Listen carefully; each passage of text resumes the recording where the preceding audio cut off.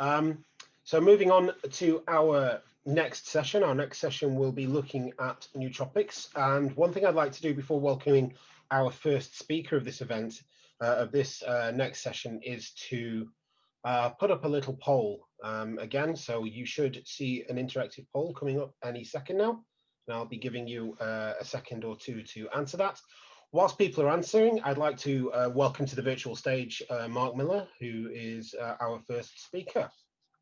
Hopefully Mark is able to join us right now. I am. Hi, Mark. So in this session, we're going to be looking at nootropics, or nootropics, as they were traditionally called before everyone started saying the word.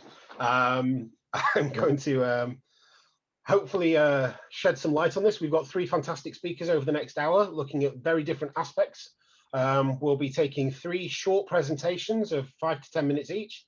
And then the back half hour will be a long form Q&A session, panel debate with all three. So we're going to have Mark Miller, Joana Maricato, and Matthew Oster from Euromonitor, our content sponsors. All three of them will be providing some really great insights and answering your questions. So if you do have any questions for Mark, then please do start typing them in the Q&As. We're going to go through all of these three presentations back to back now, and then we're going to bring all three panelists back on for a long Q&A after. So without further ado, I would like to hand over to Mark for him to share his screen and start his presentation. Thank you so much, Mark. Thank you.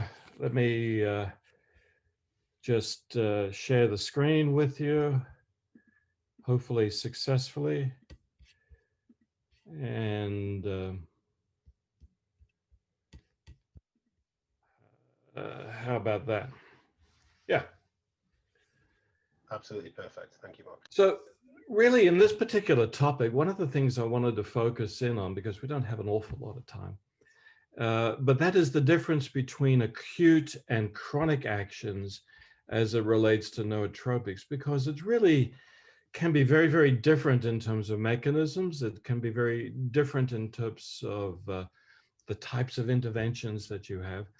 And so if you understand that sort of time difference, then we're in a much better place to sort of tailor make your approach to nootropics. So what I would like to do with this first slide is to sort of give you some examples of acute nootropics. And in very often what we tend to focus in is on neuroactives, or the types of chemicals that help replenish neurochemicals that are involved in nerve transmission. And the analogy that I like to use is a little bit like being prepared for a marathon or a great sports performance. You know, a lot of people before a marathon, you know, go and indulge themselves in a lot of pasta. And the goal there is to raise your muscle glycogen such that you have those reserves to use when you need them in the run. And in brain function, it is kind of like a muscle, albeit neurological. So we're constantly using up our neurochemicals, and they can be depleted. And so what happens with nutrition and supplementation is that you can get discernible benefits from raising the levels of the precursors for these neurochemicals that are involved in neurotransmission. And you'll see that a lot in clinical trials, that these types of precursors are very effective in improving working memory and performance and reducing error rates. So that's one of the very essential components of short-term acute nootropics. The other one that's quite well studied is caffeine and related chemicals. And they tend to work by amplifying the signals. So they're not actually neurotransmitters in of themselves, but they tend to make the signal more powerful. It tends to last longer, and that's due to a sort of intracellular mechanism raising cyclic AMP invariably. And one of the other features that is associated with caffeine, and I'm sure everyone who has indulged in caffeine and coffee and and whatnot, do find is that some hours later, usually around 5 hours, there is the so-called caffeine crash, whereas you were performing very well and then you're performing not so well. And that's the sort of caffeine crash. And so related to that is this third bullet point that I have here, which is an extra, which is a brand name of an Alpinia galunga extract. For those of you who are not familiar with Alpinia galunga, it's actually a staple of curries and soups in Southeast Asia. So you may have got it through your diet through those elements. But there's been some really excellent clinical studies done with the Enextra form of Alpinia galunga that show that not only by itself does it enhance mental performance and act as a nootropic, but it also does very well when taken with caffeine. And most importantly in that feature is that it diminishes the caffeine crash that occurs, some hours down the line. So for those of you who are looking to design a nootropic, those two in combination, I think, are an excellent approach. So moving on to some other considerations, and we get a little blurry here in the timeline. So some of them have acute benefits, and some of them have more chronic benefits, and some of them have some related benefits that sort of add into the mix. So here I'd like to sort of emphasize botanicals, particularly those with a lot of evidence from a traditional standpoint. So we have Bacopa monnieri, that actually has some really decent clinical studies on short-term acute neurotropic actions, mental performance, and cognition. Ginkgo obviously is a favorite for many and has been around for centuries, as well as Panax ginseng. So these are sort of staples that you'll see. The thing is that we need to pay attention to the pharmacology of the traditional medicine, and that is make sure that we get the right dose and don't just throw it in as label paint. The other element that I'd like to draw attention to, and it's a little bit more peripheral, is the adaptogens. The adaptogens are involved very much in the sort of inflammation side of things, so that tends to make it a little bit more chronic. It also is involved in other elements that are not classic nootropic, but certainly important for brain health. And that is the sort of mood, depression, those types of things. So I've just listed two of many potential candidates in that particular area, ashwagandha and rhodiola. As an analogy, I tend to like for adaptogens to call them the sort of cellular fire marshals, such that, when there's some disturbance requiring moving quietly and efficiently to the exits, they're very much involved in telling the other components of the cells and tissues to be orderly and make sure that they get to the exit, calm everything down. That's the sort of a general feature of adaptogens. Everything gets calmed down. So let's change the sort of time frame out to a chronic setting. And this may be chronic in terms of the nature of the intervention, in that you have to supplement or change your diet over a long period of time, or the problem has arisen over a long period of time, or at least not acute. And I've broken this into a number of different areas. One bullet you'll see there at the top is mitochondrial health. And that is really quite important as it relates to sort of long-term tissue function, not just the brain, but particularly in the brain, considering that mental performance is really energy requiring, and you need your mitochondria to create the currency of energy, which is ATP. In there, I've included CoQ10, which is a critical element in the electron transport chain for moving the process through a burning fuel and making ATP.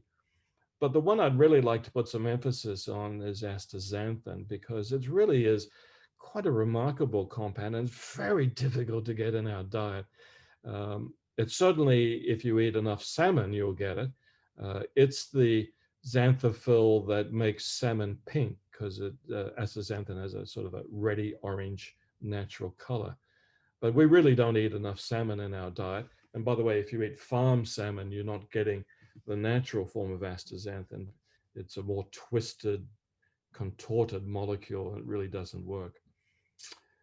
So astaxanthin not only protects the mitochondria and the tissues by being a tremendous free radical scavenger and a pure free radical scavenger in that action, but it also stimulates the gene to make more mitochondria. So if your tissues and cells are becoming mitochondrial deficient or they're injured and dysfunctional, then it's involved in replenishing healthy mitochondria as well as protecting them in the acute setting. So that may be something that you hadn't considered, but I can assure you there's some really excellent clinical data.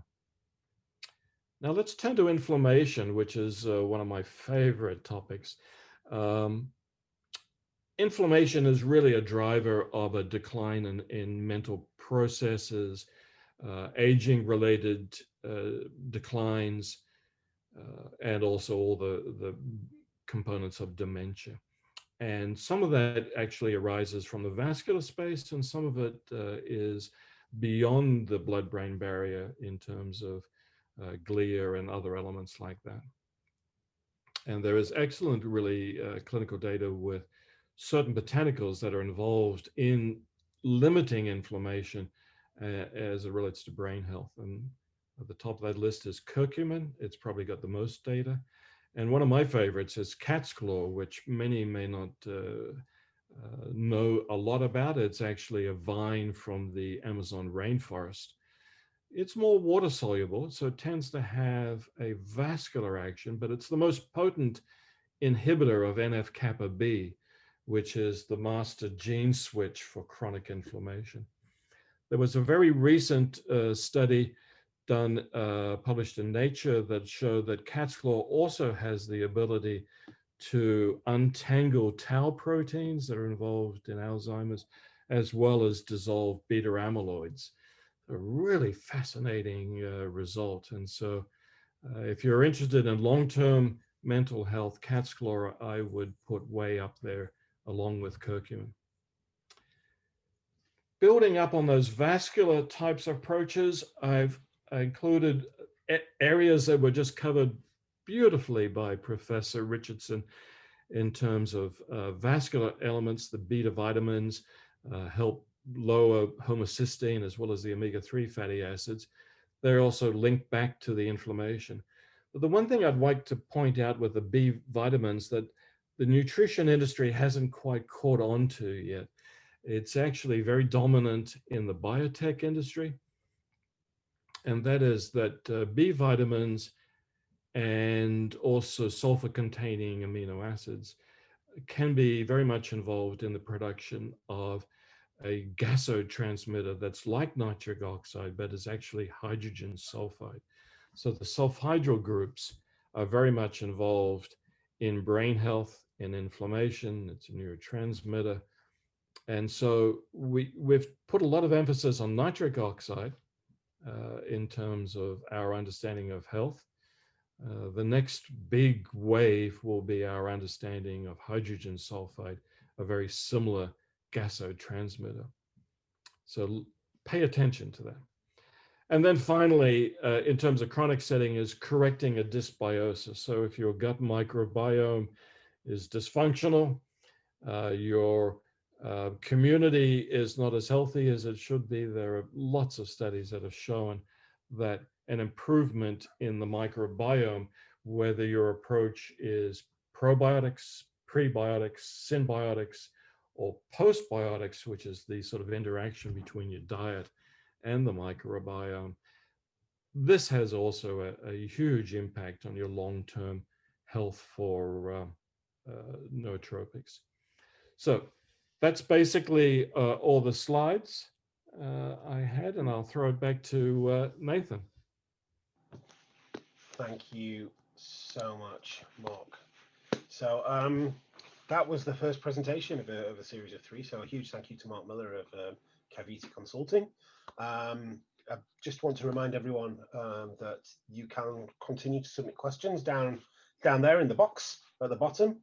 I want to hand over now to Matthew Oster of Euromonitor International, who's going to take away the second presentation. Just before we do hand over to Matthew, I do want to run a very quick second poll, and this is going to relate to some of the things that Matthew's going to present. So hopefully we'll get the poll up just now, and then we will hand over to Matt. Here we go. So, how concerned are you about memory issues? Just give you a couple of seconds to answer your question there. Thanks for joining us, Matt. Really excited for your presentation, and a huge thank you again to Mark for his first presentation there, and I'm looking forward to having both of you on a Q&A. Great, so over to you. Thank you. Thanks, Nathan. Can I just confirm that you can see my my screen? We can, absolutely. Yep, and the virtual stage is yours. Perfect, thank you so much. So as Nathan mentioned today, first of all, I'm glad to be here. I don't have a lot of time, so I'm going to kind of go through my slides quite quickly. The orientation of my slides is more around the state of play for the global market for memory and cognition. As Nathan mentioned briefly, I'm the head of consumer health for Euromonitor International. And for those of you who don't know, we are a global market research company. And we conduct vitamins and supplements research in 100 countries, representing 99% of global consumer health sales, from which all the insights that you'll see today are drawn. So without further ado, we don't have a lot of time, so I'd like to kind of talk about the marketplace that we've seen over a number of years for memory and cognition supplements. So first of all, we've seen a global market for these products that has seen extraordinary growth over the past, let's say, decade or so. So almost an 85% growth in the 10 years from 2011 to 2020. Now, a major driver of that growth is exploding interest in the United States, right? And that's the single largest country for memory and cognition supplements. It takes about, as of 2020, it's about 40% of global sales are in the United States. Now, the US has been the locus for innovations in this area for a couple of reasons. Well, it's principally responding to the broader interest in cognitive health that we've seen. It's brought on by a couple of different factors. One is the fact that we do have an aging population here, but more, I think it's tied to the fact that we are seeing pervasive stress from all quarters around components of our lives like work, financial stability, and what I'm calling the kind of constant pressure to get things done. So in short, the need that consumers from all stripes see to stay crisp and to stay sharp in their daily lives. One of the other factors that we're seeing in the marketplace for memory and cognition supplements is the fact that though the US is the dominant marketplace, it has expanded quite rapidly in other markets, right? And one of the regions I'd like to focus on very briefly is Asia, right? It's about 30% now of the global marketplace for these supplements. And obviously China is the dominant country in the region. But one of the factors here that I think is really critical is that growth is happening across Asia. Take a market like Japan, which generally has fairly low levels of growth in a lot of consumer health products. You're actually seeing really, really strong growth in memory and cognition products as an aging population there has gravitated towards a variety of modern equivalents of traditional herbal products. Of course, China is the leader in the region and has seen considerable success with packaged supplements of traditional Chinese medicine options, products like ginkgo, ginseng, and in addition to food and beverage-based options that have been in the market for many years, products like green tea that have generational interest in China. So how have memory and cognition supplements fared in recent years compared to the broader market for dietary supplements? Well, what you can see here is that prior to 2017 or so, and actually if you extend it backwards, you'll see this even further, the growth in memory and cognition supplements tracked really consistently with the broader supplement marketplace. But since 2017, memory and cognition has seen a considerable jump in interest on the back of innovations in ingredients, innovations in formats, and due to this latent need from consumers of all stripes in modern economies. I'll get to that in a moment. Before I do get to that though, I really want to make a comment on the effects of COVID-19 on memory and cognition products. As you can see here, full year growth kind of tapered down a bit from the past few years in 2020. This is a little bit misleading though, right? This stems predominantly from a particularly unique first half of last year, which we were all part of, where consumers had a singular focus on other supplement positionings in the face of the pandemic, products, for instance, around immunity. But as the year went on, we saw stronger growth in memory and cognition products, especially as consumers recognized many of the stressors during that year were some of those same stressors that I talked about before, around long-term concerns around focus, clarity, attention span, and mental fatigue in the face of all the stress of the pandemic. Now, I'd like to quickly evaluate some of the underlying drivers that are pointing the industry into 2021. Now, one is the simple fact that literally everyone expresses concern about maintaining healthy brain function and preventing memory loss, right? This orientation was once a singular concern for consumers as they age, right? This whole concept of healthy aging. But cognitive health and memory now are one of the rare health concerns that kind of cuts across cohorts and worries consumers of all ages. So we run what we call a health and nutrition survey every year. And our most recent survey from last year, younger consumers were actually more likely, so consumers under the age of 45 were more likely, slightly more likely than older consumers, so consumers over the age of 45, to respond that memory issues had either a moderate or severe impact on their current health. Now, these responses, I think, underscore the depths of concern that the average consumer has about maintaining mental acuity and sharpness, and really affirms the kind of growth potential that we're seeing for cognitive health products moving forward, given the consistently high reported demand across age profiles. Now, another similarly positive factor when considering future growth for memory and cognition supplements, when we asked these same respondents for their desired treatment approach. Respondents to our 2020 survey reported turning to vitamins or supplements ahead of all other choices as a singular mechanism to promote memory and stave off cognitive decline. And this was the case across age cohorts.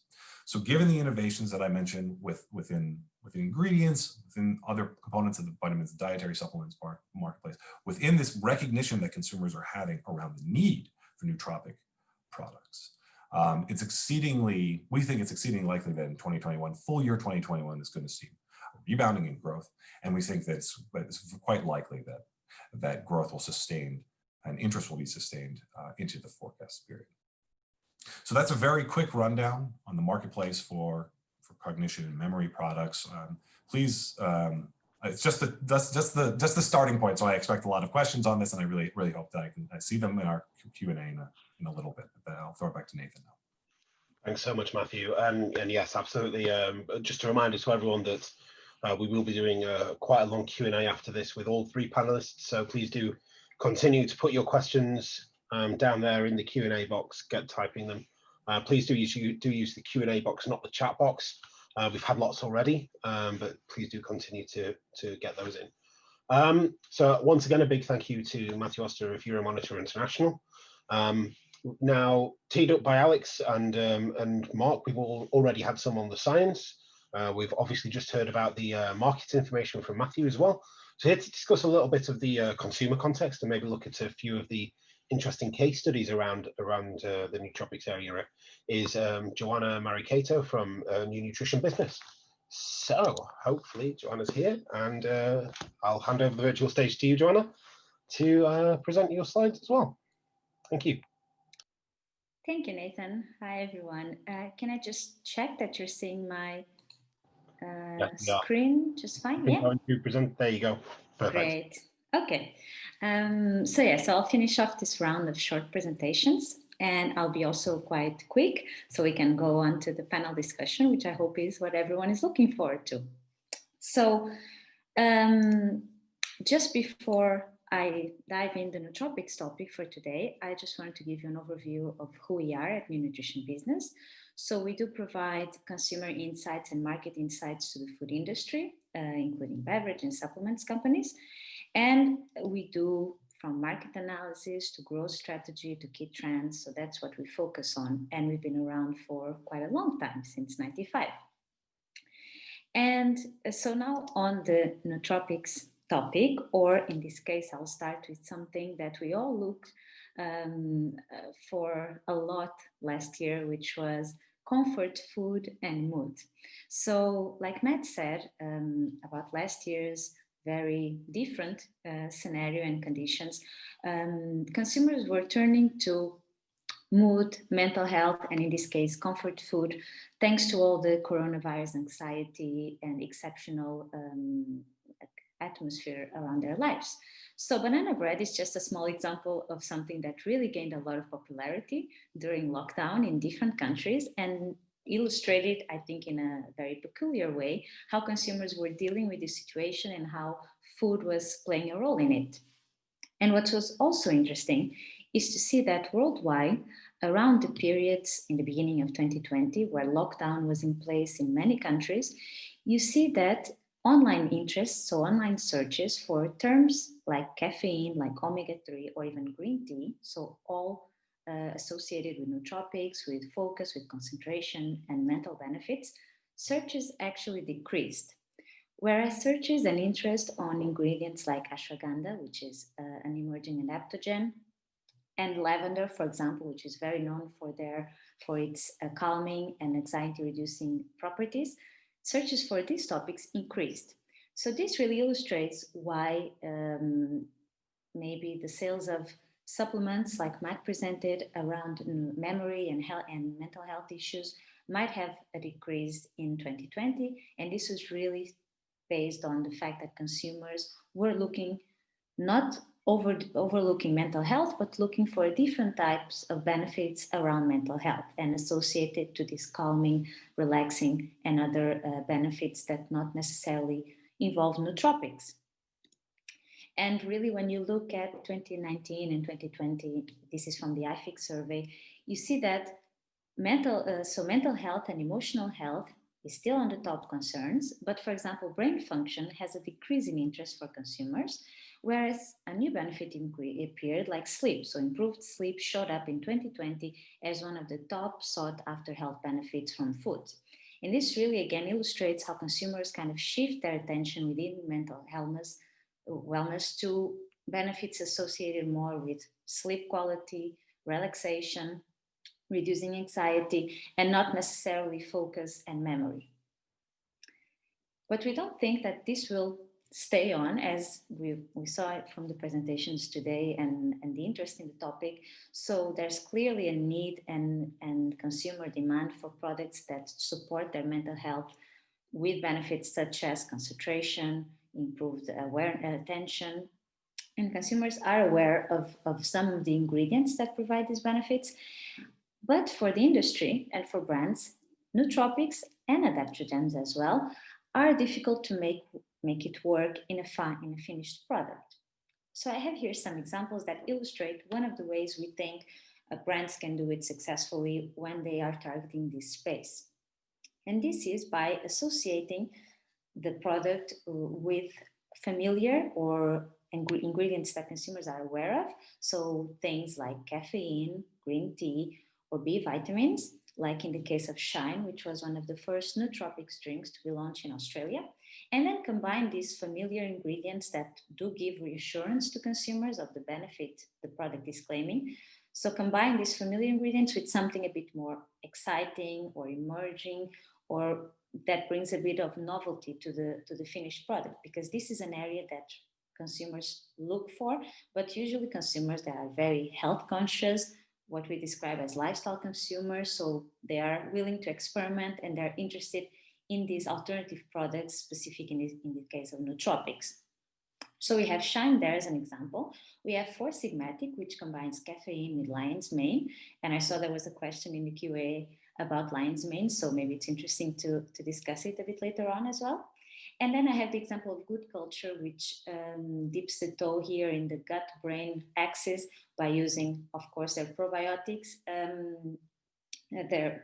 colonies, combined with turmeric, which then is associated with brain function as well. So again, using a more familiar ingredient with a new or not so new, depending on the target group, but definitely not as mainstream as probiotics for a lot of consumers. And finally, another strategy that we think really must apply to any brand or company entering the nootropic area is to focus on showing consumers the benefit and how they can feel it. So with mental benefits, be it concentration, reducing anxiety, or even improving sleep, but sleep may be a bit of an exception here, but I would say these benefits can be quite hard for consumers to feel it. So as an example here, we have Berocca, which I'm sure a lot of you are familiar with. So they use a combination of ingredients to support mental sharpness and also physical energy. And what they do very well is to illustrate how the benefit will be felt by the consumers and really give this proof that if consumers don't feel the benefit, then they can get their money back or do this experiment for 28 days to describe as a 28-day challenge and then really see what specific benefits they would feel. Or in the case of the 2 p.m. Time position there, which they're doing in Vietnam, where they target very much this after lunch crash of energy that I'm sure a lot of you feel as well, where they then say, okay, if you have a Berocca at this time of the day, you will really feel a difference in your mental focus and energy. And another example there is Arepa, which is a New Zealand startup, again, combining a more proven or known ingredient like L-theanine with a local and not so known one, which in this case is blackcurrant extract and pine bark extract. And they go to the specifics of showing consumers when they need to drink it if they want to get an effect before a big event, for example. So they say they need to drink it 20 minutes before they need this mental clarity or this enhanced brain function. So they're very specific on how consumers can feel the benefit and how they can have the product and to have the optimum benefit out of it. And that's it for today from my part. So I think we can go on the panel discussion now. Thank you very much.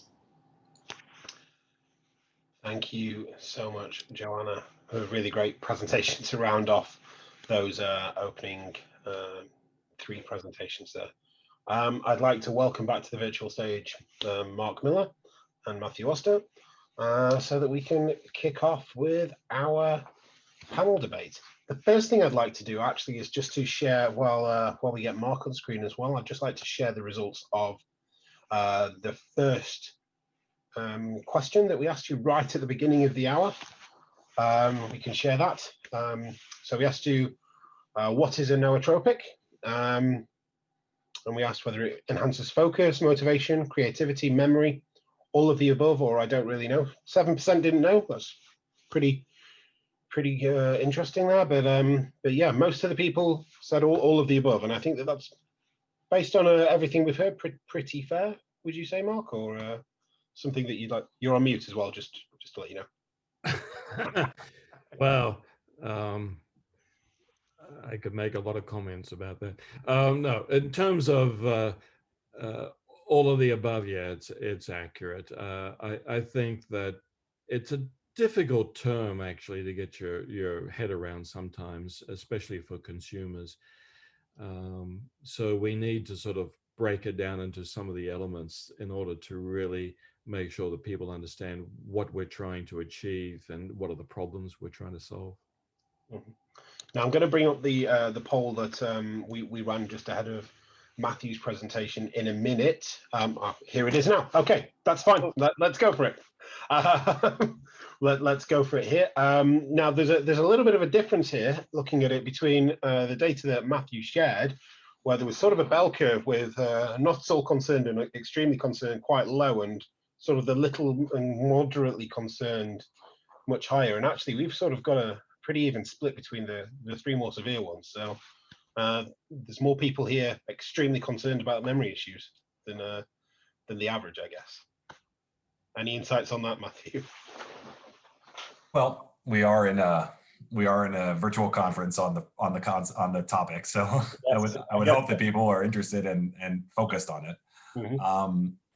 Yeah, I mean, I think one of the tricky things about some of the surveys, it gets to Mark's point, is in fact, I do wonder, you know, when we are self-selecting in some of these surveys, especially for some components around newer and more innovative approaches to chronic or longer term health concerns, and to Joanna's point, that might be a little bit more nebulous in concept and maybe in approach, that there's sometimes a bit of an overfit in some of these surveys where you know, people self-report doing this, but those are the consumers who are actually engaging already with these types of surveys. So in the broader population, I think maybe the interest might be less dramatic as maybe any of these surveys might say. That's not to say that the underlying concern isn't there in some capacity. It's about how it's framed and how you know, how front of mind maybe, you know, the average consumer, you know, in the world might be focusing on some of these issues.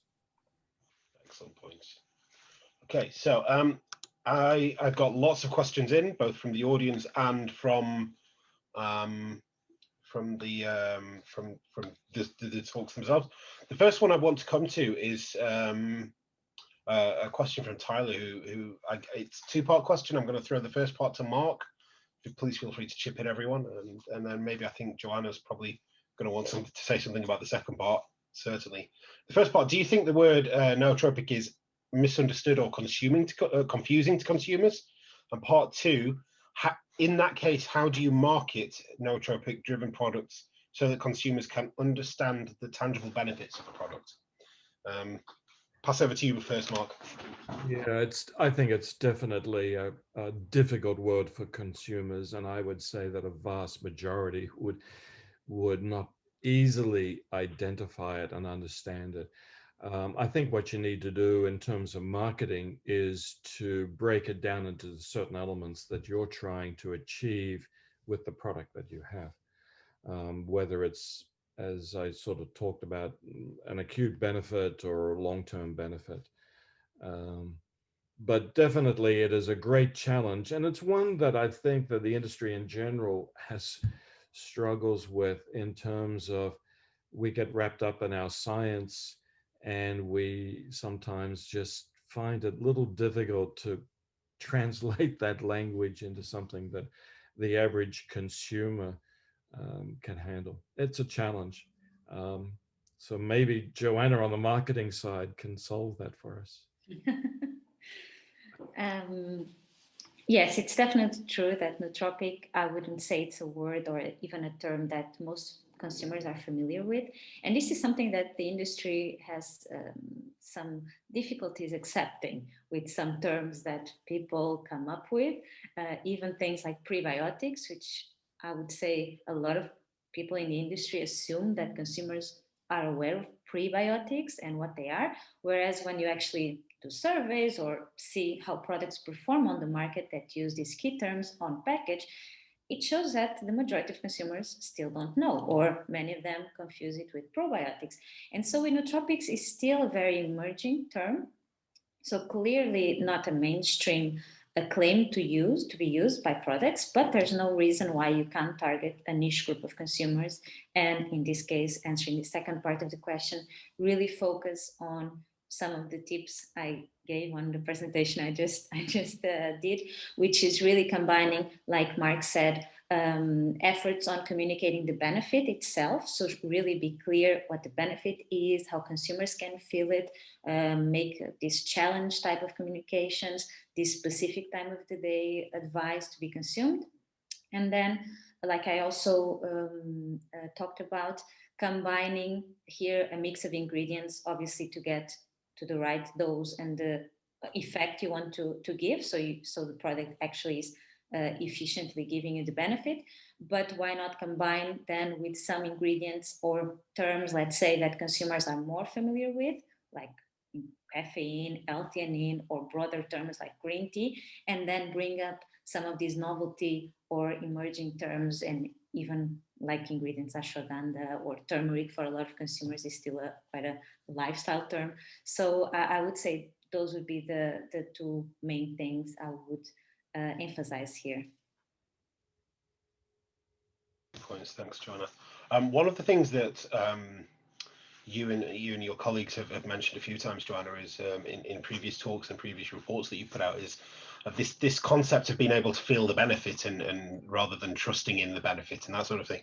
Do you see that being a core issue at the center of this consumer understanding and trust of nootropics? You know, of course, there's things like caffeine where you take it and you immediately feel the benefit, but then with some of the more long-term benefits and the chronic things that Mark was discussing, then you know, there's potential issues there. Just wondered if you could build on that a little bit. Yes, definitely. I think the long-term benefits here, they offer challenges for different reasons. So first of all, because it's an area that, you know, is in direct competition with drugs as well. So when you talk about memory, this is a very blurred area in terms of, you know, can you do direct claims to it with a supplement, or do consumers look for more trustworthy products or more advised by health professionals to turn to specific drugs and other types of products? So this is a challenge in this area. And then the long-term benefit, which is always something that we want to believe consumers care, like we just did with the memory quiz question there. And, you know, people say they do care about it, they are concerned about it. But it's a bit like immunity, you know, it has been around for a long time. And look, when there's a pandemic going on, people do want immunity and worry about immunity, whereas in the past it was a stagnant type of benefit in supplements and in the food industry. So the long-term benefits do have this challenge, which is consumers start thinking about it or start acting when something kind of happens with them or someone they know, and then they kind of think, oh, maybe I should start taking a supplement to this, or I'm getting old, so I will start research about it. And so it's something difficult to make work on the long term, because, like I said, it's not a benefit easy to feel, and you struggle with direct competition with the pharmacy and drug products as well. I think one of the things that's come up a few times, and we'll come to it in a second, is the the difference between nootropic supplements and foods and the drug development and pharmaceutical side. Before we do come to that, I do want to throw up our next interactive poll to ask you a quick question again, and hopefully you'll see why I'm holding off that question. So how do you try and improve your own brain performance? I think it's, you know, tick any of these that apply. Just be interesting to see where people are at with how they manage their own performance throughout the day. Just give that a couple of seconds. I think one of the interesting things here is certainly that conversation between pharmaceutical solutions and supplements and drugs. So hopefully we'll be able to throw up the answers there and just see how things are. There you go. I tell you what, I expected more people would absolutely need their coffee to function. Can we just put those results up again just for another second, please? Yeah, so brain foods, absolutely up there, which is great. Alex Richardson and Mark will be delighted with that, I'm sure. Multivitamins and other supplements, which obviously will have a huge impact, but still almost a third, 29% buying specialist nootropics or cognitive boosters. That's exactly the same as people drinking coffee. So really interesting. Any thoughts on that from the panel? Oh, it's a biased audience, I think.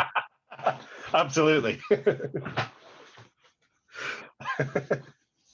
Okay, so based on that, I just wanted to put that question up there first. But one of the things that we've heard about a little bit is how we can differentiate between nootropic ingredients in the nutrition space and drugs, over-the-counter medications, and things like that. Like, how do you see the differences there? Are consumers expecting the same? Do you think legitimate is, where's the understanding there? Do people sort of think I can get a prescription from my doctor, or I can go and buy this supplement, I'm going to get the same benefit? It's an interesting question to pose out, I guess. I'll pick it up. Yeah.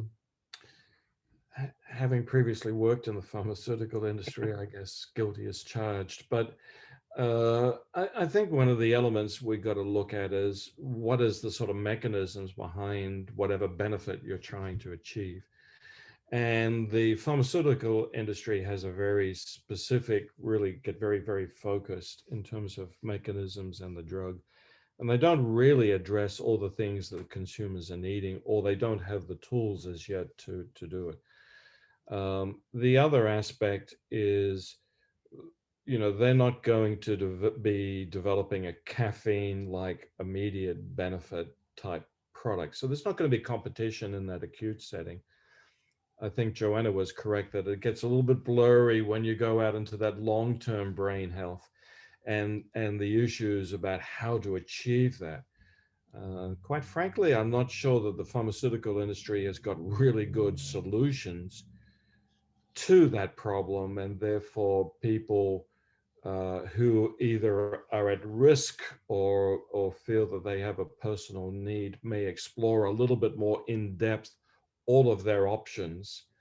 And so therefore it's a matter of the natural products industry educating as to what types of benefits and how they're going to be achieved and what to use them for, and also set proper expectations in that it's not like, say, caffeine and we'll give you a boost in 30 minutes. So I think that there are differences, and I just don't think that there's a lot of overlap. The areas of overlap are more in mood and depression and anxiety. Leave it at that. So we've had a question in here that I'm going to bring Matthew in because he's been on mute for some time now. We've had a question in about the impact of COVID on the market. It's something that you touched on a little bit in your presentation. I just wondered if you could expand on that a little bit, talk about what you see happening in terms of demand for supplements in general and demand for cognitive boosters, nootropics, things like that, and where you see the market going in the future. Sure. So I'm going to be dragging in some of the Joanna and Mark's ideas here too, because I think that it's directly relevant to what has been happening. So first of all, broadening out the marketplace under COVID, it's pretty clear that vitamins and dietary supplements as a whole have had a very strong year in 2020. I think there was a narrowing of interest in at a certain time frame for many consumers around immunity, and that sustained, of course, throughout 2020. Most of the immunity products that we all understand, you know, your vitamin C's, your zincs, your echinaceas, did quite well last year. But one of the things that I think is really worth isolating, and it gets to the points that were made by the other panelists, is this contextualization of health, prevention, and immunity as kind of an overarching sentiment about how people should live their lives. And underneath that, we started seeing slotting in consumer need and consumer demand and consumer concern about things like sleep, stress, gut health was and is intrinsically tied to some of these components, and of course cognition, in as much as they play in the same areas, they respond to the same stressors. And so one of the things that I think is going to be crucially important, piggybacking on, you know, what is the definition and what do consumers even understand about these products, is how this set of needs is articulated to consumers, and then how consumers are articulating back to formulators. This is what I need in addition to all of these other daily components that are really, that that maybe COVID might have exposed are all components of an unhealthy lifestyle, but are now of central focus, you know, with that pandemic raging. And so I think it kind of, because of that, I think it's re-clarified and refocused maybe some of the immediate needs, even if they are chronic conditions, the immediate needs for a lot of consumers under that maybe more generalized lens for supplements.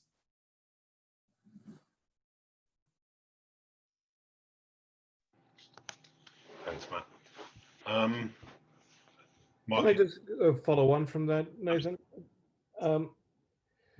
That sort of tells me that you know, the types of approaches that Joanna was really emphasizing, whereas if a consumer gets part of the story and has multiple needs, that somehow you can piggyback some products by using an ingredient or a component that they're familiar with, they understand, and it meshes with what they're trying to achieve, and then add in some other elements and sort of explain why that would be useful. And from a marketing standpoint, that allows you to connect a little bit with a greater degree to the consumer needs.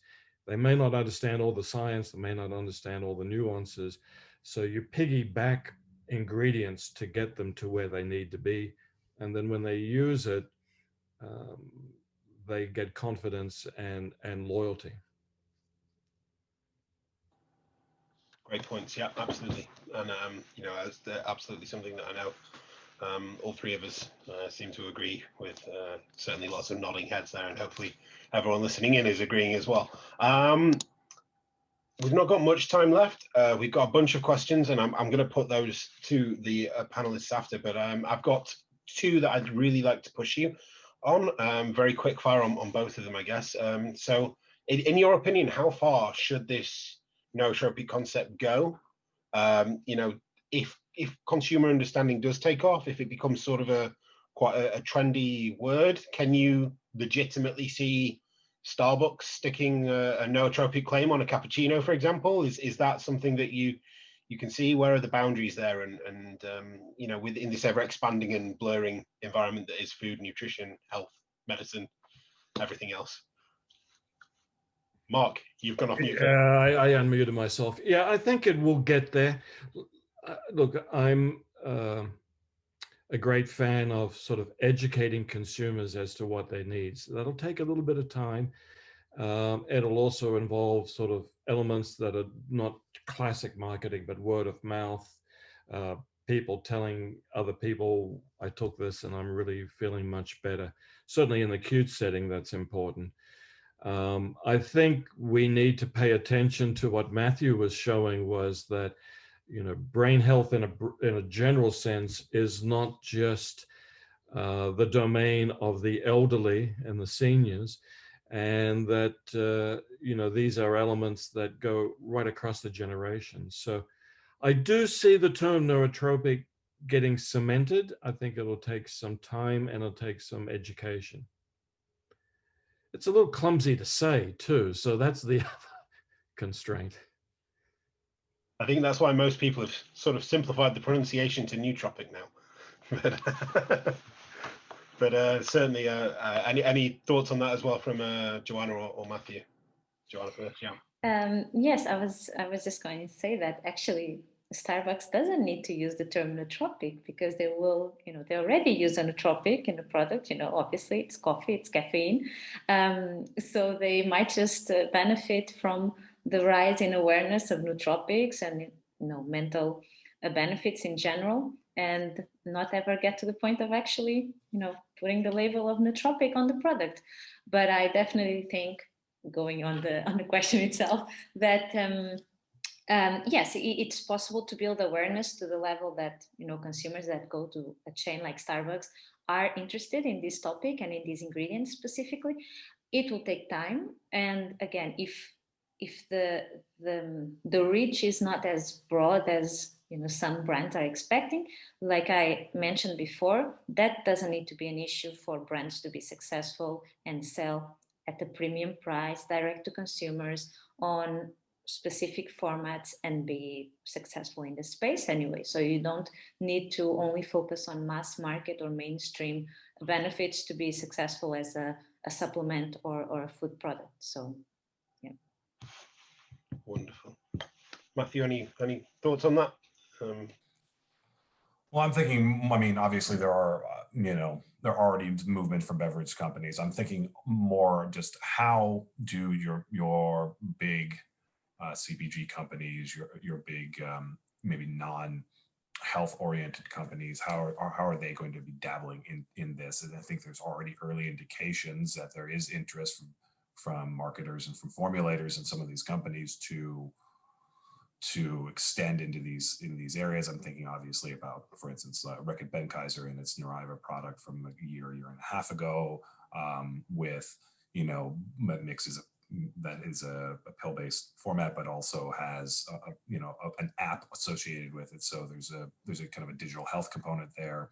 I think as you see more and more in R&D and marketing around some of these products from those bigger companies, I think that will really kind of signify that that at least from their perspective, it's entering more of a mainstream rather than a niche audience. Absolutely. Okay. So we don't have much time left. In fact, we're a little bit over because we were due to finish just before the hour for this talk. But what I'm going to ask from all three of you, and I'm going to start with Matt, who was just speaking last. Can I just ask you all for one sentence, one key point, take home message that if people only remember one thing that you've said or one point that you made, what would it be? And we'll start with Matthew, who was just on. If that's okay. And yeah, I still think we're in this COVID overhang, which we have to think about from an immediate frame, which in all considerations has kind of reoriented interest around cognition and memory in a unique way. Obviously, this is COVID influence, but I think because of that influence, I think we're going to see some strong near-term uptick on interest in the category, and that'll kind of push us to the kind of the next phase once, knock on wood, once we can all put this behind us. Certainly hope so. Mark, next maybe?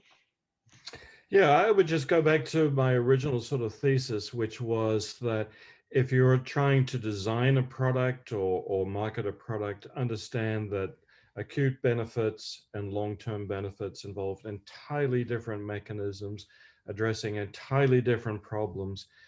You can certainly combine the two, but one approach won't solve the other approach. And so, understand the nuances of what's underlying the problem that you're trying to solve. Great, thank you so much, Mark. And finally, Joanna. Yes. So I would say that, mental health is really a rising priority for a lot of consumers, and it involves a lot of things, not only memory, not only focus. It's now about relaxation, better sleep. So it's a broad benefit.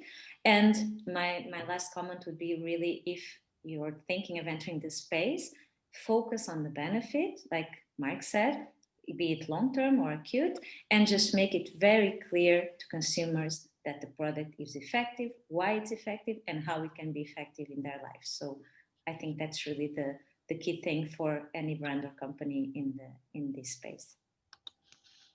Perfect. Thank you so much to you, Joanna, to Mark Miller, and to Matthew Oster as well.